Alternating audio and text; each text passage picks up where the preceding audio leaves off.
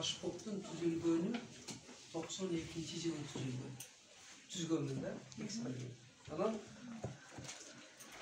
азыр жакын арада 4-5 жылдан бери бир кластер деген чыгып. Анан кийин бирөөлөр айтат, бул кластер деле агай.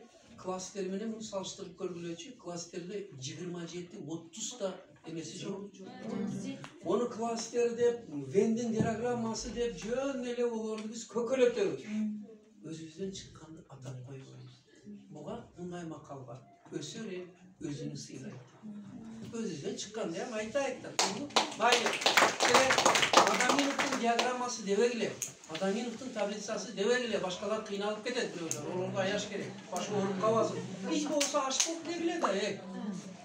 Анан кийин качангаcha биз гегемопарвар болуп, чет өлкөнүн гана методикасын үйрөнөбүз. Бир сөз бар, аксиома. Кайсы мамлекетте чет мамлекет башкалардын ыры көп ырдалса, мода кийими көп кийилсе, методу көп пайдаланылса, ал мамлекеттин кризиске баратканынын, чөгүп баратканынын белгиси болот.